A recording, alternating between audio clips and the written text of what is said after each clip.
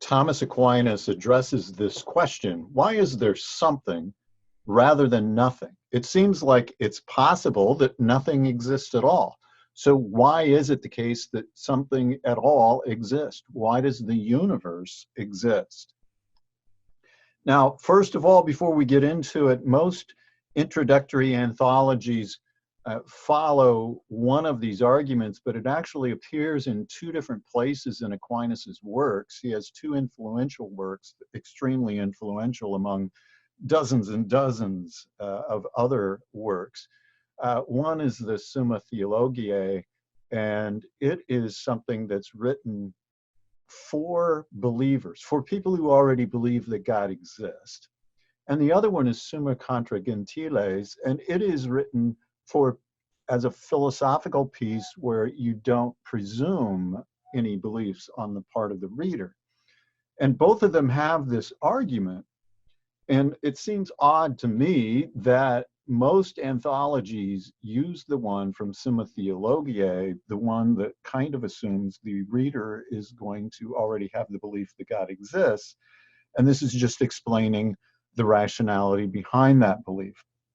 That's the one I'm following because that's the most common one, but we ought to keep in mind there is a more expanded version in some of his other works.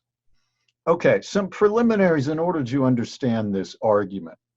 Let's talk about necessary truths.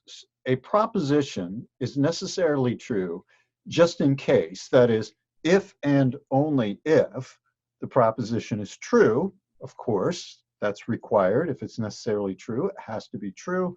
And it's not possible for the proposition to be false. So, what are some examples? Well, the statement that all bachelors are unmarried. It's true. It cannot possibly be false. You cannot find a bachelor that's married, right? All triangles have three sides. 1 plus 1, well, I guess I have it written as 1 plus 2 equals 3. I wasn't going to say 1 plus 1 equals 3. I was going to use 1 plus 1 equals 2. All right, just to clarify that one. But we can go on to talk about contingent propositions. A proposition is contingently true, just in case the proposition is true, and it is possible for the proposition to be false. So, for example, the desk is against the wall. It is now, but it could be pulled from the wall.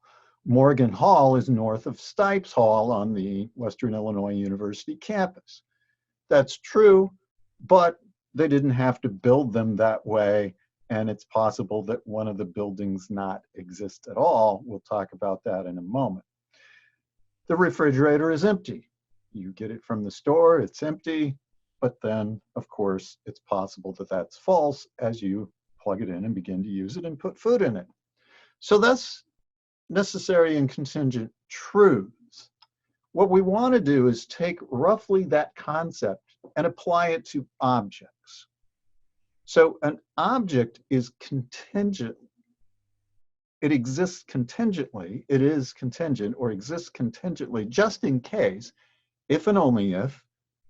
Okay, parallel, first of all, it has to exist. If we're going to talk about an object that exists contingently, it has to exist, okay? And it's possible that it not exist. So, what kind of an example might that be? Go ahead and think of something that exists and could fail to exist. Now, if you're having trouble doing that, turn to your right. Whatever you're looking at is probably, almost assuredly, in fact, it is a contingent object. So if I turn to my right, I see a wall. It exists, but the wall could be broken down, torn down, and fail to exist. So almost everything that we see with our senses, hear, taste, touch, these are things that are like that, even our physical bodies, things around us. Now, an object exists necessarily just in case, or if and only if, of course, it exists, and it's impossible for it to fail to exist. What would be an example of that? Here, not as easy to identify. In fact, almost anything that we fill in as an example is somewhat controversial. So I might use, say, the number 7, which I believe is a necessary object. I'm not talking about the numeral that you scrawl on a piece of paper. I'm talking about the number 7 itself. It seems like that exists and could not fail to exist. It doesn't matter if every object disappears that is physical, it seems like there would still be a number 7. As I preface this, that's a controversial statement. Some people don't think of numbers that way. Plato would have all kinds of other things. As example, Platonic forms could go into this category. Okay, so that's our definitions of what we're going to be talking about in the argument. Let's consider now a couple assumptions. First of all, some things are contingent. Now that one is not a challenging assumption at all. We know this through our senses. There might be a banana on the counter. It's contingent, it exists, but then you can eat it and then it fails to exist. So that's pretty clear cut. And then second, all contingent things fail to exist at some time. And so Aquinas believes this is built into the definition, and we might even think of things that seem like anything on Earth. I mean, think of the Earth itself fails to exist at some time. According to current science, I believe it's about 3.5 billion years old, maybe older than that. But in any case, it can fail to exist at some time. Likewise with the sun, failed to exist in the past. And if the astronomers are correct, billions of years from now, the sun will also fail to exist. And of course, when that happens, the Earth will fail to exist as well. So even things that exist for billions of years could fail to exist. All right, we got that. What's the argument? Now that we have the concepts, the argument flows fairly quickly. It's very concise in the way that Aquinas writes it. And here's how I put it. If everything were contingent, then there would be a time at which nothing existed. Now that's because all contingent things can fail to exist and eventually would fail to exist. So if everything were contingent, there would be a time at which all of them go out of existence at once. That's a possibility. But if that were to happen, if ever there were a time at which nothing existed, then nothing would exist now. Going back to Parmenides, you can't have something from nothing.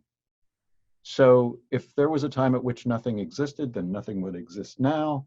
And of course, it's false that nothing exists now. Most assuredly, you exist at the least. But that means that not all things are contingent. When we put those three premises together, run a modus tollens a couple times. If you don't know what that means, it doesn't matter. We have a valid deductive argument at this point to conclude that not all things are contingent.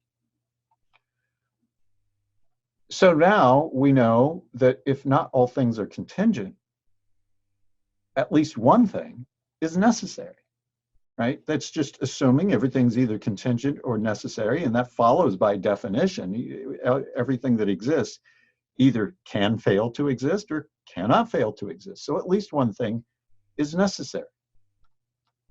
Now, if a thing is necessary, Aquinas considers this somewhat odd possibility. Either it has the cause of its necessary existence from an external source, which seems a little odd, but maybe Aquinas thought that we proposed that the number 7 was a necessary object, and Aquinas would seem to say, this was, I'll leave it up to the Aquinas scholars whether he actually does or not, that the number 7 is a necessary object. It exists necessarily, but it has its necessity from God. But we're not there yet. All right. Another possibility is, of course, if you have a necessary being, that being has its necessity from within itself. It is necessary in itself. So one of those things have to be the case. So something exists that has the characteristics of either A or B. Now, if it's A, Aquinas says it's not possible that an infinite chain, this does not have to be in time here now, we just mean an infinite chain of causes, something that supports another thing in existence. It's not possible that that exists. And this comes from Aristotle, of course. So there's a necessary being that starts the chain. Again, we're not talking about time necessarily, we're talking about being the foundation for the existence of something else. Maybe like fire and light, when the fire exists, it causes the light to exist, but they both exist at the same time. They both come into existence at the same time. Somewhat like that, not a perfect analogy. Okay, so you can't have this infinite chain of causes. So you have to have a necessary being that starts the chain, and that being has to have its necessity from within itself. And of course, if B is true, you already have an object that has its necessity from within itself. So now we know we have a necessary being that exists and has its necessity from within itself. And Aquinas adds elsewhere, it's pretty clear, if you have one, you shouldn't posit anymore. That suffices to explain everything else that exists. And if you have a necessary being that exists and has its necessity from within itself, well, of course, that necessary being is God. We know this being as God, Aquinas says. And so that's his third way argument, 3 of 5 ways that he proves or argues for the existence of God.